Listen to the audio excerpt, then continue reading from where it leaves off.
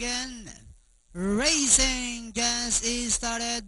We have Tammy Redcat break quickly at the start. Moving up, moving on the outside is DG. Then followed by Jen's Joy spin cycle. Then next on Lana is Queen Star. Our solemn prayer comes next. Perfect choice. Next on Lana's Frolic Magic Mings.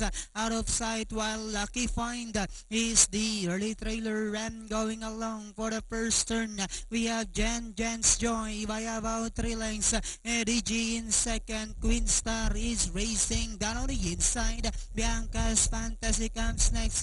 Spin cycle. Our solemn prayer is racing in 6. Then followed by Perfect Choice. Tameret Cat Frolic Magic Mings.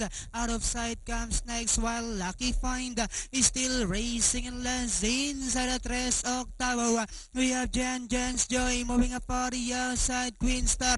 Then here comes Bianca's Fantasy. DG, our solemn prayer, like twice now coming closer. Spin cycle, Perfect Choice, Magic Mings, Frolic, Tameret Cat, out of sight while Lucky Find is still racing in last. And as they swing for home, we have Queen Star by about 3 lengths, moving up for the outside of his Bianca's Fantasy.